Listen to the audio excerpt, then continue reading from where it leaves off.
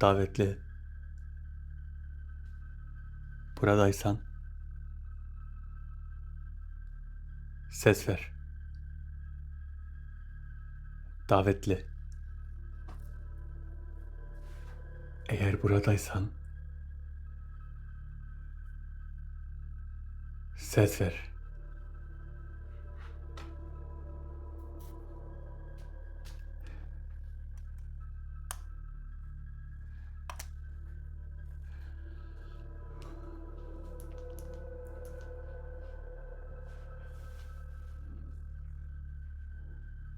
Az önce buradaydım. Davete gelen sen misin?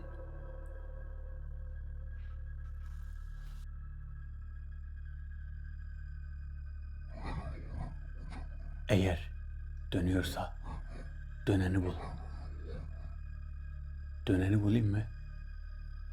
Nasıl? Dönüyorsa bul onu. Dönüyorsa onu bul. Ve onu hapset. Yoksa zarar göreceksin. Dönüyorsa bulayım.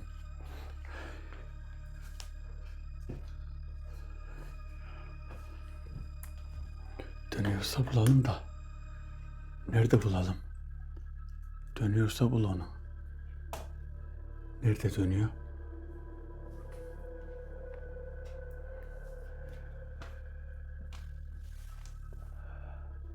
Şimon. Şimon sen mi dönüyorsun? Döndüğünü görmüyorum. Burada mısın Şimon?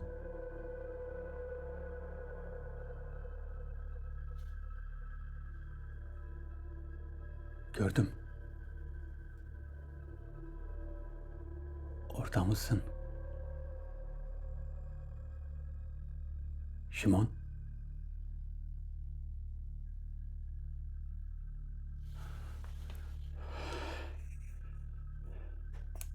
Şimon burada mısın?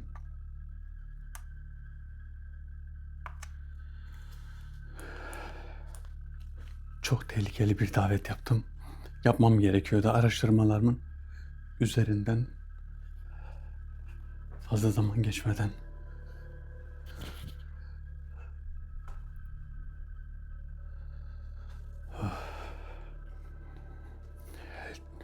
Açılan bir kapı var.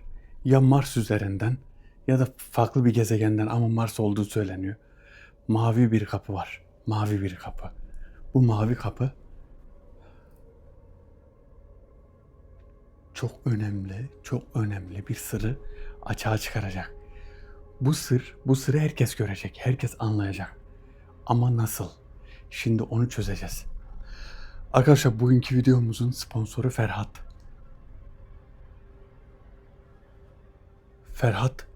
Ferhat bugünkü videomuza sponsor oldu. Sponsorumuzu hemen bir de sen gör özel defterine yazalım.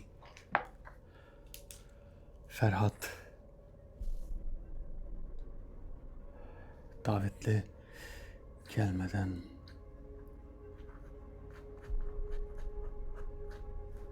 Ferhat sevgilerimle.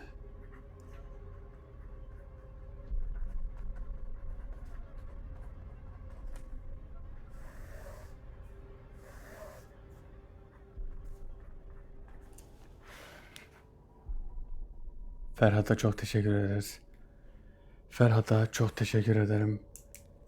Videomuza sponsor olup bize destek olduğu için fenerimi düşürdüm. Bize destek olduğu için kanalımıza ve videomuza sponsor olduğu için buradan Ferhat'a çok teşekkür ederim. Saygılar, selamlar sunarım. Rabbim işini gücünü rast getirsin. Kazadan, beladan, kötülüklerden korusun. Arkadaşlar eğer ki videolarımızın herhangi birine sponsor olmak istiyorsanız hakandemir.mefor@gmail.com'dan Hakan'a bir mail göndererek videolarımızın herhangi birine sponsor olabilirsiniz. Ferhat'a teşekkür ederiz.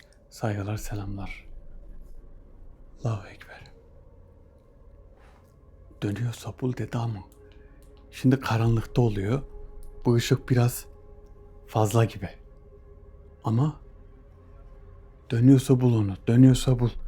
Neyi bulacağız? Tam olarak bilmiyorum. Daha yeni geldi. Bana bir de dönüyorsa onu bul diyor. Neyi bulacağız? Burada. Yani bu benim için bir tecrübe gibi. Evet. Ey davetli. Neyi bulacağız? Dönüyorsa bul diyorsun. Sen Rahmani misin? Davetli. Esselamu aleyküm ve rahmetullah. Onu bul. Eğer dönmüyorsa bulamazsın. Şu an yanında. Yanında mı? Evet. Şu an yanında.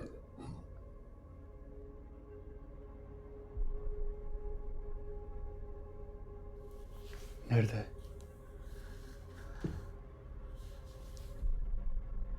Ha.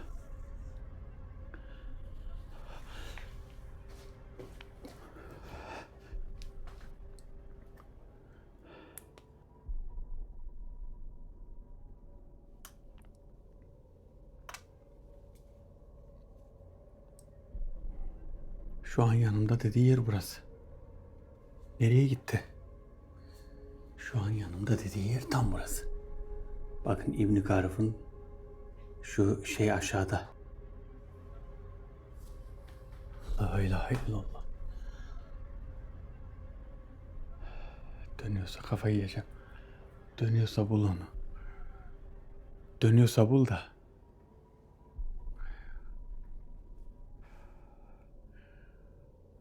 Şöyle bir bakalım. Böyle bakalım. Ben şu an bir şey görmüyorum. Bu gelen nasıl bir şekilde geldiyse bilmiyorum. Hissediyorum ama hissediyorum. Şu an bakın şurada. Şurada. Şu ışığı tutayım. Eğer gören arkadaşlarımız varsa Şimon. Şimon mu? Şemon mu? Öyle bir şeydi. İsmi ya Şimon'du ya Şemon'du. Şöyle bir şey küçük. Küçük bir şeymiş. Dönüyorsa onu bul. Nasıl dönüyor? Ne şekilde dönüyor onu bilmiyorsun.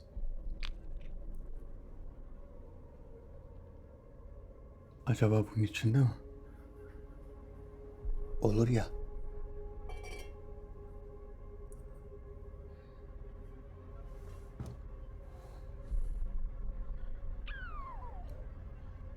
Aa,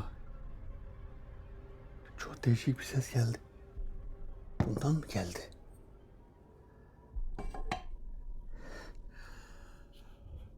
Onu bulmamız lazım ki şifreyi çözmemiz lazım. Şifre ne? Mars mı? Venüs mü? Ya Mars'tı ya da Venüs. Şifreyi nasıl bulacağız? Nasıl çözeceğiz? Davetli.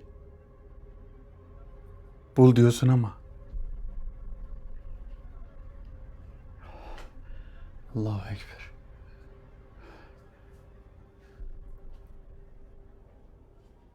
Şöyle bir karartalım bakalım da. Karanlık olduğu zaman acaba ışık mı fazla bilmiyorum ki. Dönüyorsa bul. Ney dönüyor? Nasıl dönüyor? Acaba böyle dönen bir şey mi? Dönen bir şey de olabilir. Davetli gelse de onu sorayım. Bu davet normalde üçgenlerin yani üçgen prizma gibi bir vefk var. O vefkin daveti aslında çok tehlikeli. Tehlikeli olduğu için normalde bu davetin de gelmesi tehlikeliydi. Ha. Ey davetli. Dönüyorsa bul dedin. Senin bul dediğin, dönüyorsa bul dediğin nedir? Şimon mu gelecek? Şeyman. Benim bahsettiğim o. Şu an burada. Yanında. Yanımda mı? Neden konuşmuyor? Çünkü sana zarar verecek. Şeyman mı?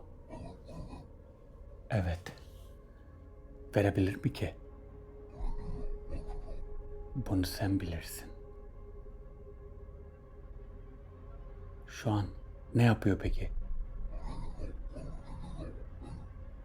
Bir kılıç ile bekliyor. İstediğin haberi söylemek için bekliyor. Hangi haberi? Ne haberi? Nerede, benim sağımda mı solumda mı? Senin solunda. Peki ben onu görmüyorum ama o seni görüyor. Nerede? Solunda değil mi? Solunda. Solun burası. Nerede? Vazonun içinde mi? Allahu Ekber. Nereye gittin? Buradaysan konuş. Şeymon. Yoksa Şeymon sen misin?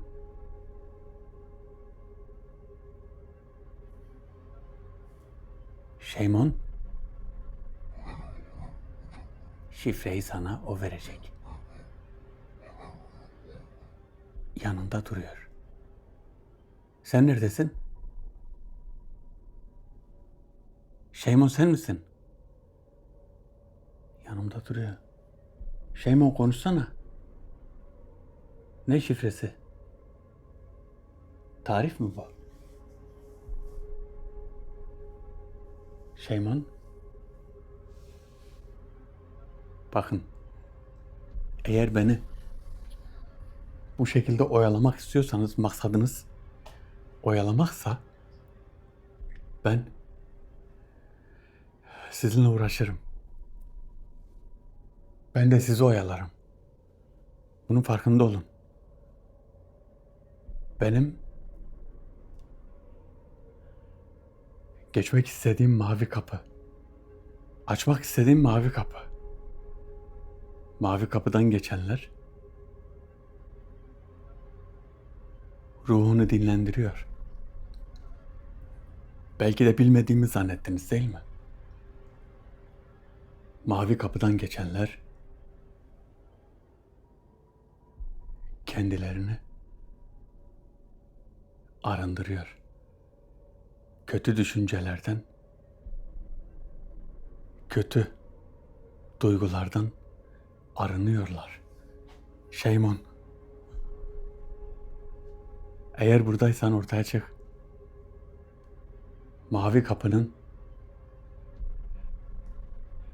anahtarını veya şifresini, neyini vereceksen ver. Davetli, sen burada mısın?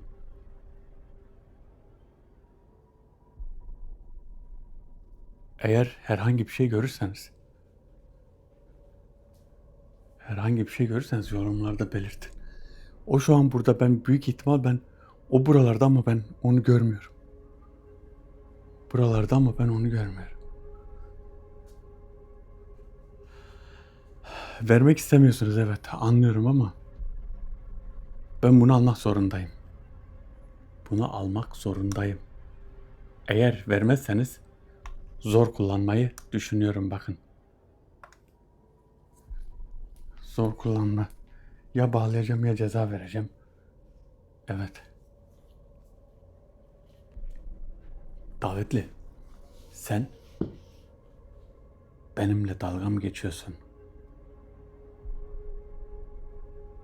Şeymon Meymun dediğin, Şeymon sen misin?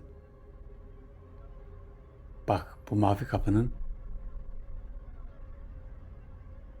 açılması lazım. Benim bunu öğrenmem gerekiyor. Ruhsal hastalıklar bu şekilde düzeliyor. Bundan haberiniz var. Neden bir şey söylemiyorsun? Bundan haberin var değil mi? Şeymon. Şeymon sen misin? Konuşsana. Evet. Konuş. Bekliyorum. Benim şu an senin söyleyeceklerini bilmem gerekiyor. Şeymon sen misin? Şeymon sen misin? Ne oldu? Neden sustun?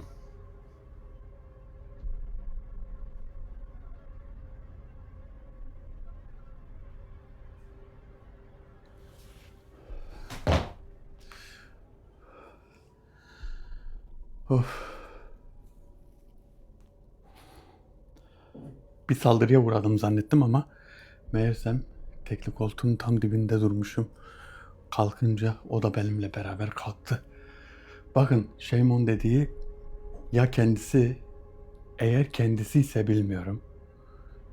Bunu öğrenmem lazım. Bunu normalde vermiyorlar. Davetliler, bu davete gelenler vermiyor. Aynı şey gibi düşünebilirsiniz. Bir hazinenin yerini mesela istiyor ya size. İstiyor yani bir hazinenin yerini istiyorsunuz. Hazinenin yerini vermeyi istemiyor. Bir tarif yapmak istemiyor. Yani insanoğlunu sevmedikleri için vermek istemiyorlar. Bu mavi ışık. Tam olarak açıklamak istemiyorum aslında. Onu elde ettikten sonra öğreneceğiz. Mavi, şöyle bir şey düşünün.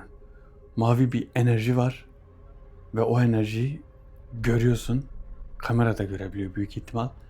O enerjinin üstünden ya da yanında kim olursa, oturursa, görürse ruhsal sıkıntıları kendini arındırıyor, öyle söyleyeyim.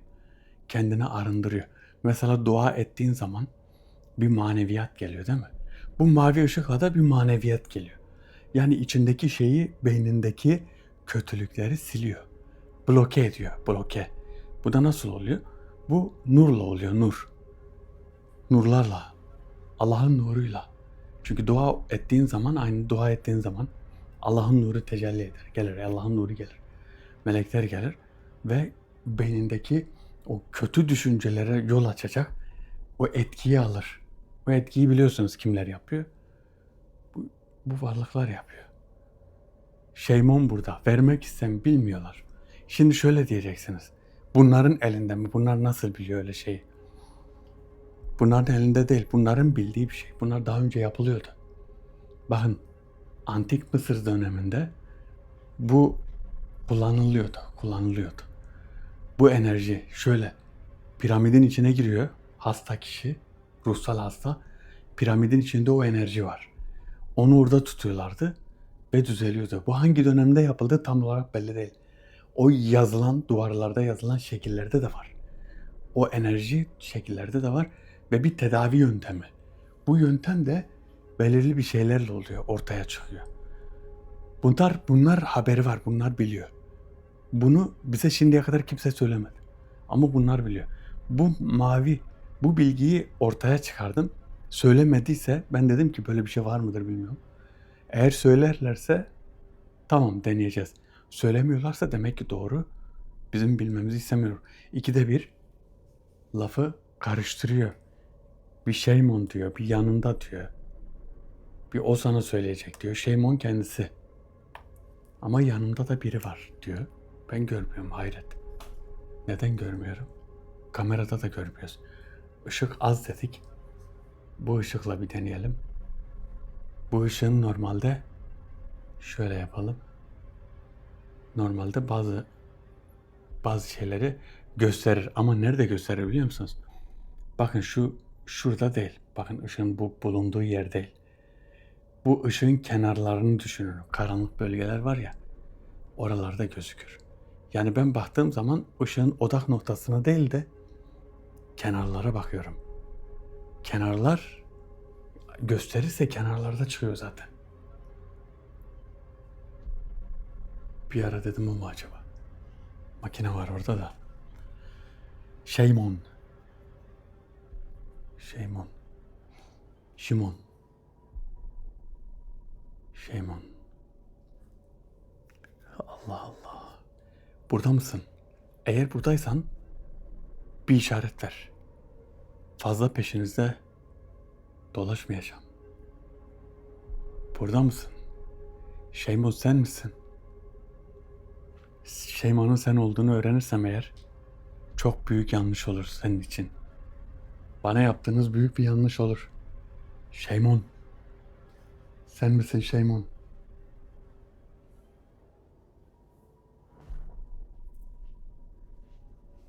Şeymon.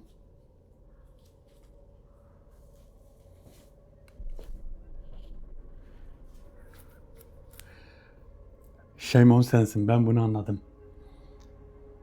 Şeymon sensin. Buradasın.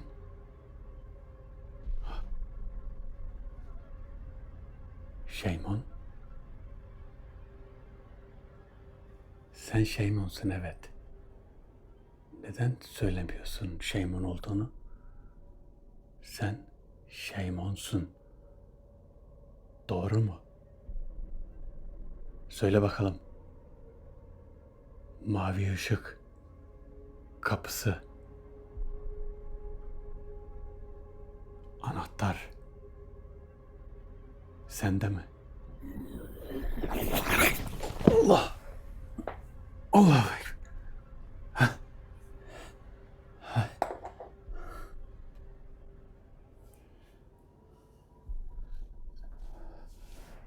Evet. Evet, Şeymon bu. Ben anladım zaten de. Şey, Şeymon. Anladım. Ne yaptığını zannediyorsun Şeymon? Şeymon ne yaptığını zannediyorsun?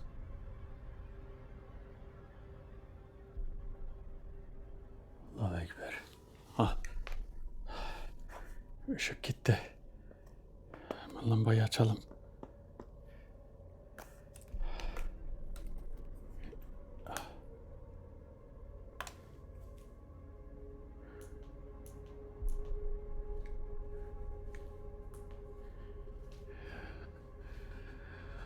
Oh.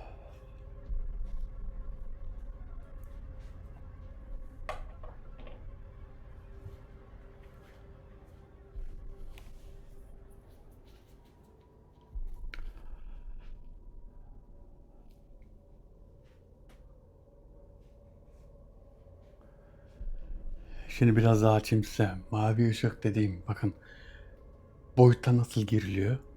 Bir boyut kapısı açıyor değil mi? Bir boyut. Bir kapı açılıyor. Farklı bir boyuta geçiyorsun. Boyuta geçtiğin an, bakın boyuta geçtiğin an o an bir enerji oluyor, oluşuyor. Bu mavi ışık da öyle. Mavi ışığın olduğu yerde bir rahatlama oluyor. Bazı okuduğum yerlerde de şöyle yazıyor. Bu okuduğum kitap hemen hemen 380 sayfa sırf bu mavi ışığı anlatıyor. Eğer biliyorsanız mavi ışıkla ilgili bir şeyler yorumlarda yazın. Çünkü bir tane kaynak var elimde, bir tane kitap var. O kitabın dışında başka bir şey yok. Sadece bir kaynak var. Eğer sizin de bir bilginiz varsa bu mavi ışıkla şöyle bir şey yazıyor. Bir bardak sudaki mikroorganizmaları, mikropları daha doğrusu ya da bakteriyi o mavi ışık o bardaktaki bakterileri de öldürüyor. Mikroorganizmaları, mikropları yani bardaktaki suyu arındırıyor. Bir nebze aynı bakırın etkisi gibi bakır. Bakır tazsa mikroplar ölüyor ya onun gibi.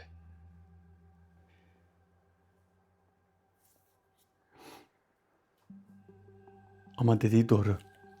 Burada biri var ben onu anladım. Şimon dediği. Şimon eğer buradaysan ses de verebilirsin. Buradayım. Neredesin?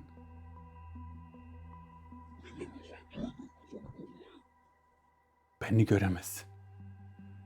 Tamam seni göremiyorum. Seninle konuşabiliyorum ama seni duyuyorum. Şimon seni duyuyorum. Nerede olduğunu söyle.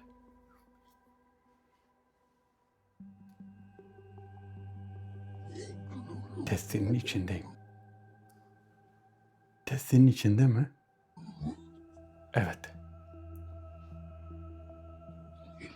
Bana doğru gel. Sana doğru geleyim mi? Neden?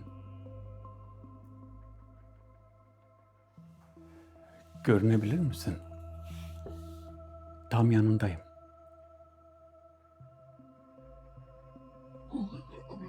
Üzerimdekini al.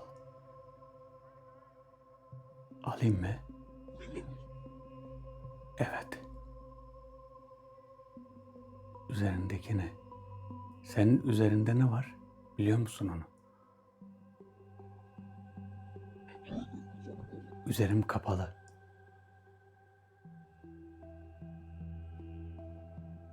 Evet, üzerin kapalı. Üzerimdekini al.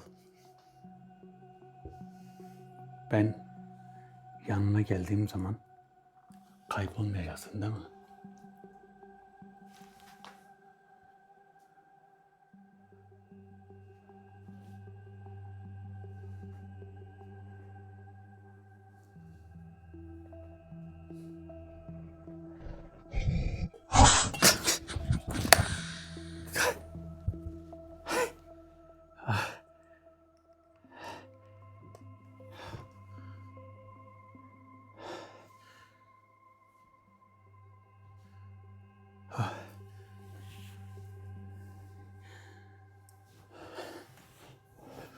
Şimon. Derdin ne Şimon? Şimon, derdin ne? Görüneceksen görül. Yoksa yakacağım sizi. Siz burada 2 kişisiniz.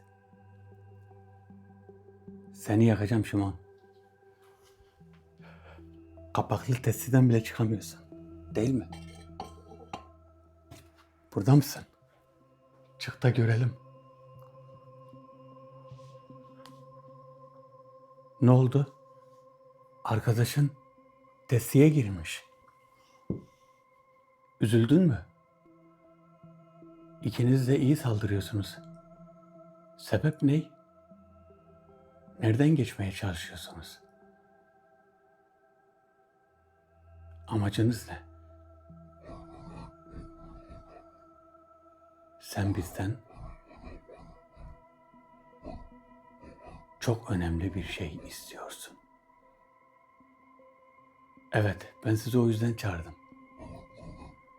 Biz bunun sizin elinize geçmesini istemiyoruz. Neden istemiyorsunuz?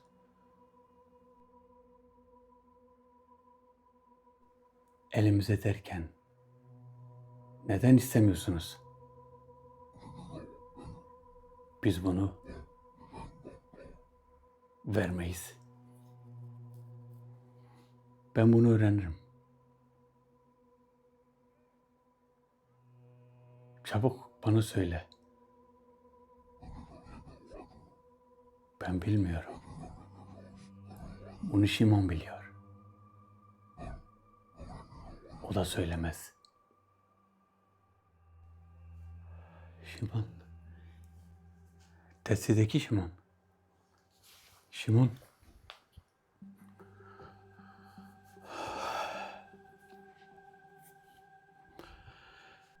Hem beni yordu hem de çok gerildim.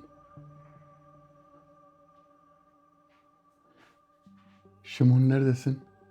Bakın, hem burada bayağı yaklaştım. Nasıl öyle bir şey yaptı anlamadım. Bu çok farklı, değişik bir şey bu. Bunun farklı bir şey olduğunu anladım ben. Bakın, eğer bunu alırsak öyle önemli bir şey olacak ki, mavi ışık hakkında bir bilginiz varsa bunu paylaşın. Mavi ışık hakkında çok büyük bir bilgiye ihtiyacımız var. Bir tane kaynak var. Kalın bir kitap. Çok değişik. Bazı kelimelerin çoğu anlaşılmıyor zaten. Eksik olan şeyler var.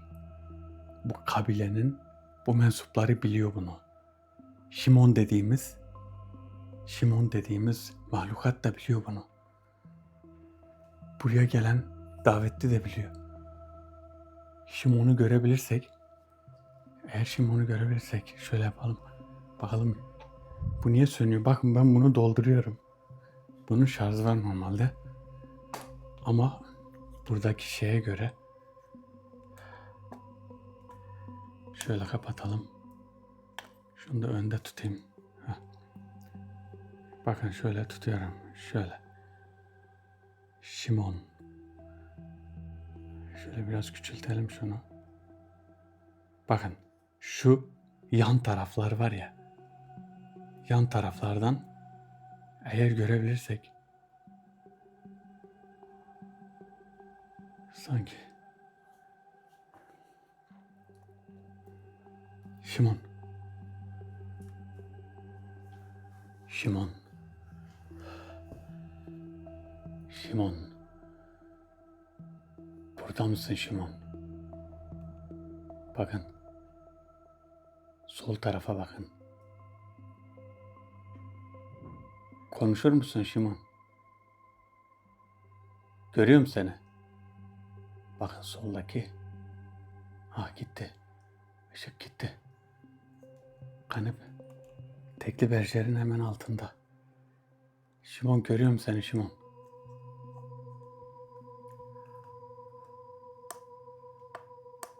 Lambayı açalım.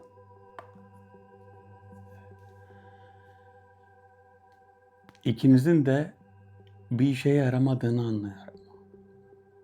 İkinizin de bir işe yaramadığını anladım. Sizin hiçbir bilginiz yok. Yalandan konuşuyorsunuz. Bilgiyi vermek istemiyormuşsunuz. Buna inanmıyorum. Eğer zarar görmek istiyorsanız devam edin.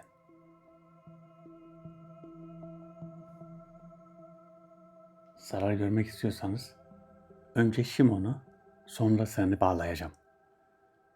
Ama normal bir bağlama değil.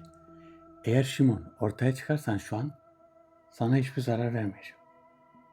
Ama çıkmazsan seni bağlayacağım ve hiçbir şekilde hareket edemeyeceksin.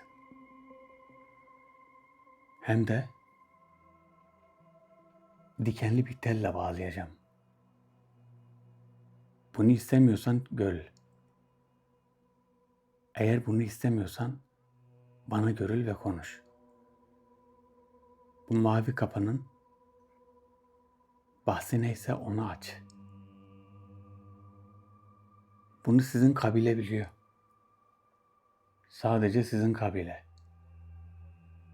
Neden kimseye anlatmadınız?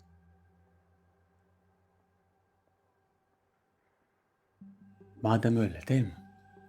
Ben şimdi Şimon seni bağlıyorum. Şimon. Yapacak bir şey yok. Şimon'u bağlıyorum.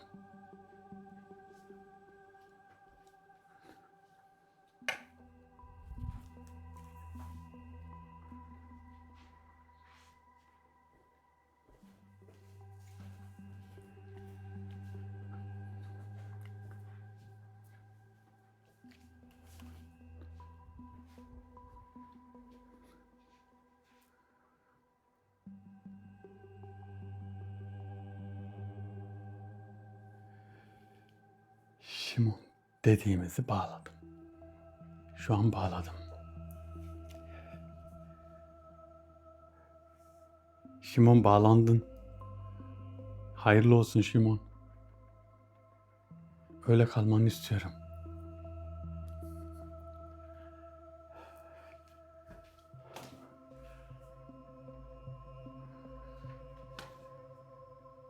Diğer arkadaşın nerede? Gelmeye niyeti yok herhalde.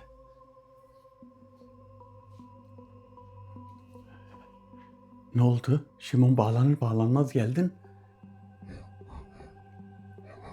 Bunu ona neden yaptın? Neyi ona neden yaptın? Şimon acı çekiyor efendim. Onu aç, ben istediğini söyleyeceğim. Neden açıyorum? Ben size daha önce bir zarar verdim mi? Neden saldırdınız? Söylediklerimi neden Neden hafife aldınız? Size bir şey sordum. Neden cevap vermiyorsunuz?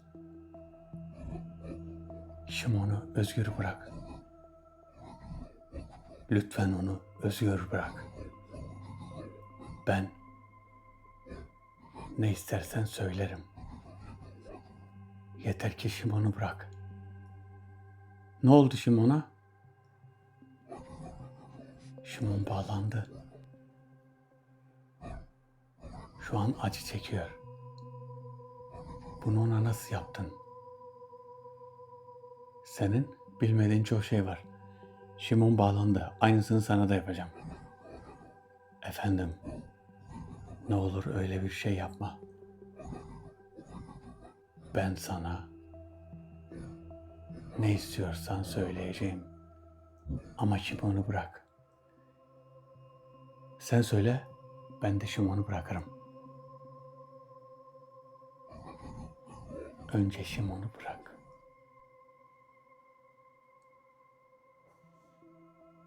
Şu an ne ben ona güveniyorum, ne o bana güveniyor. Önce Şimon'u bırak, Şimon.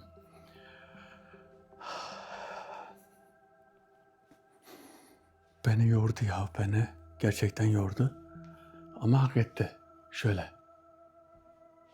Önce Şimon'u bırak. Bırakırsam söyleyecek mi acaba? Bırakırsam söyler mi söylemez mi? O ben onu bırakmadan söylemesi lazım. Eğer bırakırsam söylemez. Ama ikisi de buradalar, bir yere gidemezler. Şimon bunu anladı. Kendi de anladı. Şu an ikilemdeyim. Bırakmayacağım. Önce söylesin, sonra Şimon'u bırakacağım. Ondan bir söz almamız lazım. Şimon neredesin? Gözün, görün. Görül bakalım. Nerede bağlısın? Bağlı olduğun yerde görül. Neredesin? Burada mısın Şimon? Burada mısın? Ben var ya aslında ilk geldiğinde hissettim burada olduğunu da. Şimon?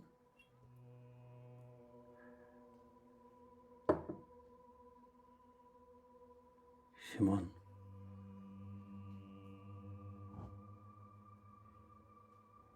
Burada mısın Şimon? Terbiyesiz Şimon. Neden saldırıyorsun? Burada değil misin? Testinin içine... Seni testinin içine alayım mı Şimon? Üzerini de kapatalım. Öylece orada kal.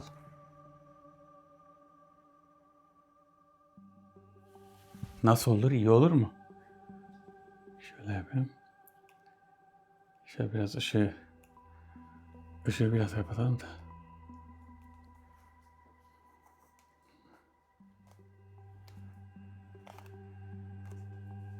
Diğer lamba yanmıyor. Bu lamba da iyi ki gitmedi. Eğer gitseydi bunu nasıl yaptılar anlamadım. Fenerde bir sıkıntı yoktu. Feneri bir şekilde engellediler. Şöyle yapalım. Şöyle. Hah. Evet. Nerede olduğunu neredeysen bize görül Şimon. Sen o şekilde kalacaksın. Haberin olsun. Haberin olsun, o şekilde kalacaksın. Seni o şekilde tutacağım. Seni o şekilde tutacağım. O senin dostun. Saz arkadaşım bana şifreleri verirse seni bırakırım. Ama vermezse o şekilde kalacağım.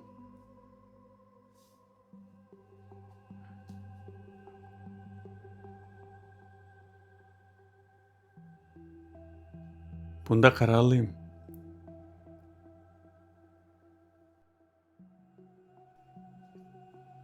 Eğer verirseniz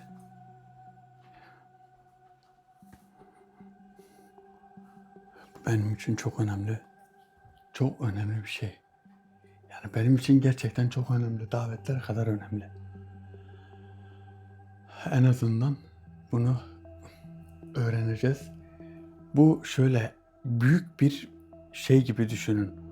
Mesela biyoenerji gibi düşünün. Bu biyoenerjiyle tedavi yöntemi var ya, mesela yaramaz, böyle suçlu, sağ solu parçalayan birini düşünün. Böyle birini o enerjiyle uysal birine çeviriyorsunuz. Ne kadar güzel. Ne kadar güzel değil mi? Bu normalde böyle birini öyle bir şeye çevirme mümkün. Çok böyle yırtıcı bir hayvanı bile normalde uysal bir şeye çevirebiliyorsun değil mi? Bu neden olmasın ki? Olabilir.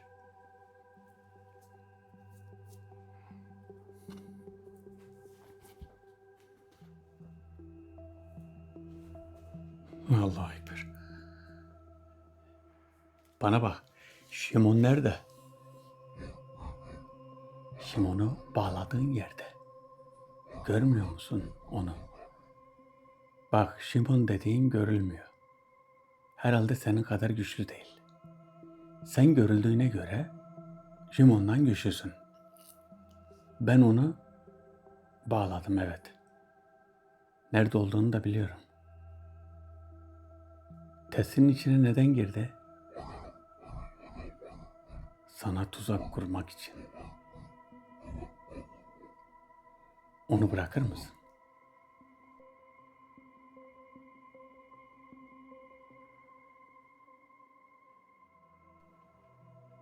Sen bana istediğimi ver, ben Şimon'u bırakırım. Peki ya bırakmazsan?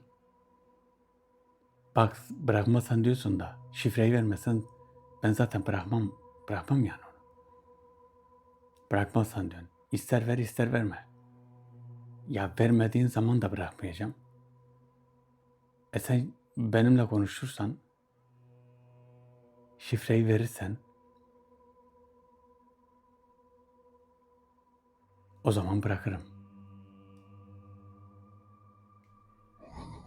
Ben bırakmazsın diye düşünüyorum. Bak, sana şunu söyleyeyim. Sen bana vermezsen zaten bırakmayacağım. Sen bana şifreyi verirsen belki bırakırım. Hani senin gene bir şansın oluyor orada. Yoksa sen de bağlanacaksın.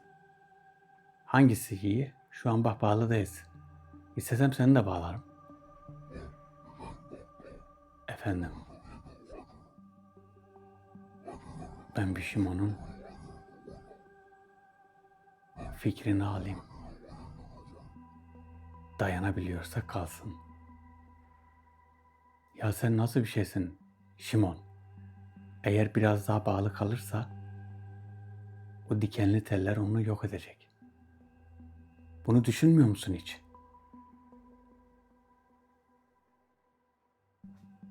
Şuna bak ya, halen diyor ki Şimon'a bir sorayım. Şimon'un konuşmaya derdi kalmadı ki. Şimon'un konuşmaya gücü kalmadı.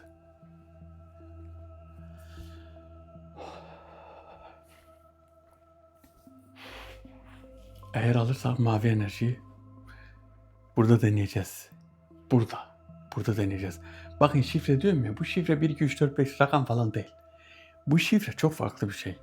Yani Havvas ilminde şifreler genelde vef tarzı dosyalardır. Vef tarzı.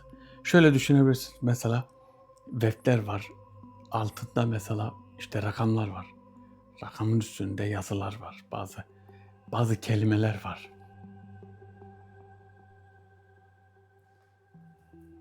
Bazı kelimeler var. Mesela bu kelimelere ben komple şifre diyorum. Mesela boyut şifresi vardı. Petra'dan aldığımız boyut şifresi. Normalde aldığımız şifre mi? Yok. Şifre değil, bir okuma. Bir okumayla boyutlar çekiliyor. Farklı bir yere geçiyorsun ve yapıyorsun.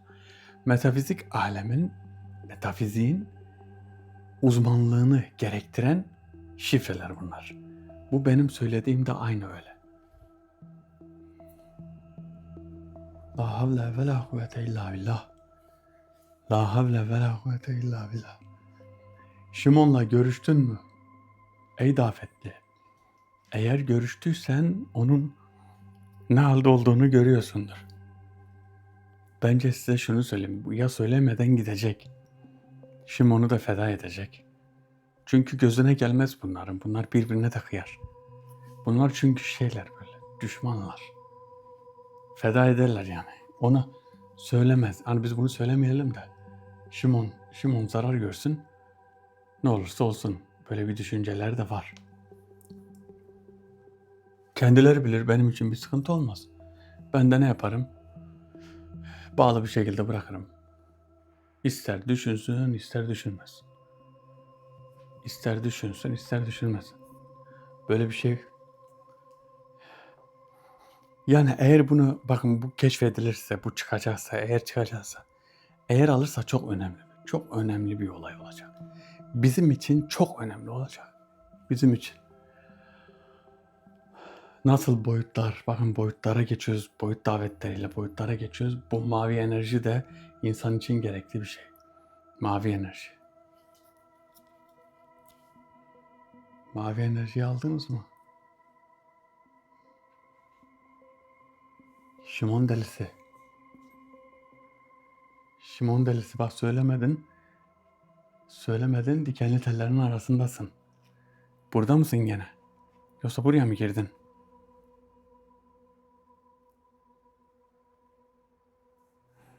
Ya her türlü deniyorum ama.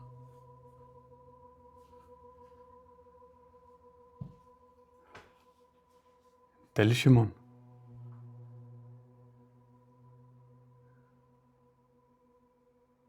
Ne oldu, arkadaşın sattı mı seni? Seni o şekilde mi bırakacak? Davetle eğer gelmezse, söylemezsen Şimon'u öyle bırakacağım. Sen gidebilirsin. Şimon burada kalsın. Değil mi yani? İkinizden biri burada dursun. Şöyle, davet kapandığı zaman zaten burada olmayacak. Boyutta kalacak ve dikenli telle bağlı şekilde kalacak.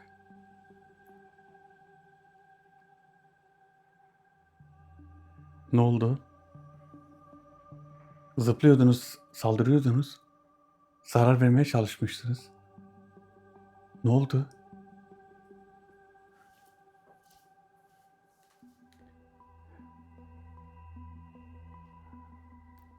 Sesin gelmiyor, ne oldu? Hani konuşmuyorsun?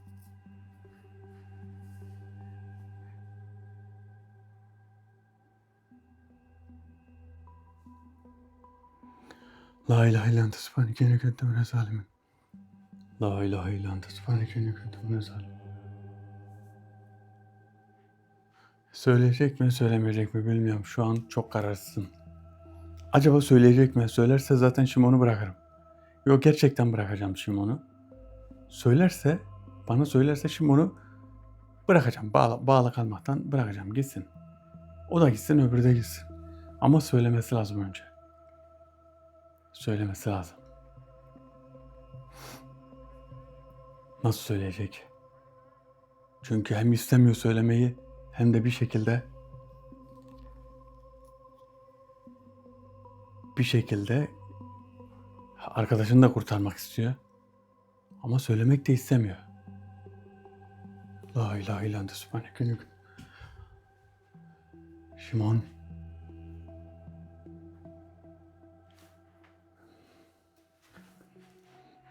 Allahu Ekber. Ey davetli. Ey davetli.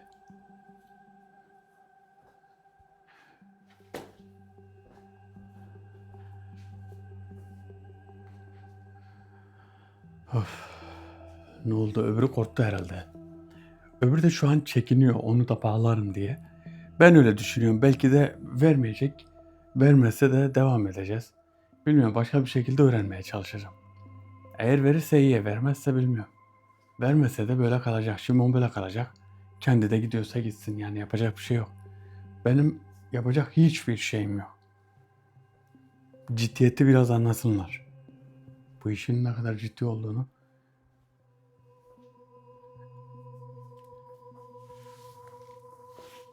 Ne oldu? Neden gitmedin? Şimon burada. Efendim. Ben ne gerekiyorsa anlatacağım. Sana önce söylemem gereken şeyler var. Şimon daha sonra da gidebilir. Ben her şeyi söyleyeceğim. Sadece kabile büyüğümüzden bir izin alacağım. İzin alacağım. Peki izin vermezsen ne olacak?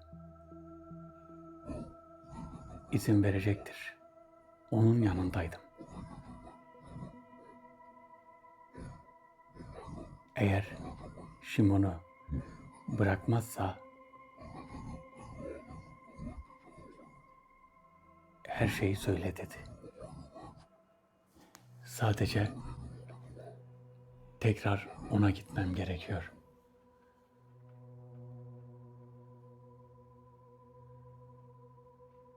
Şöyle söyleyeyim sana. Sen bana anlattıktan sonra ben Shimon'u bırakacağım. Ben zaten izin aldıktan sonra her şeyi söyleyeceğim. Shimon'u sonradan bırakabilirsin. Hemen bırakmanı istemiyorum. Bize güvenmen için. Kabile reisinden izin alacağım. Daha doğrusu aslında kabile reisi ona izin vermiş de. Hani git bir daha git, belki de bırakır, bırakmazsa gel. Tamam. Shimon bağlı olduğu halde o zaman her şeyi söyledikten sonra Shimon'u açacağız. Bırakacağız gitsin. Ama önce öğrenmem lazım her şeyi. Önce her şeyi öğrenmem lazım. Dediğim gibi mavi kapının enerjisini açacağız. Mavi kapının gücü şöyle. Bu güç şöyle. Mavi bir enerji var. Bu enerjiyi şöyle düşünebilirsiniz. Mesela bir ışık var, sizi dinlendiren bir ışık. Ya da bir ses var, sizi dinlendiren bir ses. Bu mavi enerji de bütün hücrelere nüfuz eden bir şey. Yani bütün hücreleri etkileyen bir şey. Bir rahatsız olan bir hücreyi size az önce anlattım ya. Hasta olan birini Mısır antik zamanlarında bu Keops'un içine koyuyorlarmış. Diğer farklı piramitlerin içine de koyuyorlarmış ve içinde tedavi ediyorlar. Ve o zaman da bu mavi enerjiyi kullanıyorlarmış. Bakın, mavi enerji. Bu bazı mağaralarda da var. Mesela Anadolu'da bazı mağaralar var. Bu mağaraların içine hasta kişileri mağaralara gönderiyorlar. Orada kalıyorlar. Mesela bir mağara vardı. O mağaraya herhalde nefes darlığı olan kişileri gönderiyorlardı. Tabii oradaki tuzun etkisi mi artık bir şeyin mineralin etkisiyle bu nefes yani astımı iyileştiriyorlardı bir şekilde. Şu an o tür şeyler biraz azaldı. Biraz azaldı çünkü yöntemler değişti. Yöntemler farklı bir hal almaya başladı. Böyle olunca ne oldu? Azaldı. Fayda görenler var mıydı? Varmış yani, öyle diyorlar. Ama bu mavi farklı bir şey. Düşünün, 100 yıllar sonra mavi enerjiyi tekrardan kullanabilme.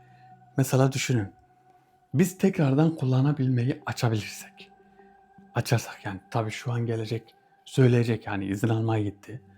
Eğer söylerse, eğer o mavi enerjiyi de açarsak bizim için o kadar güzel bir şey olacak ki bu mavi enerjiyi önce ne yapacağız? Kendimiz uygulayacağız.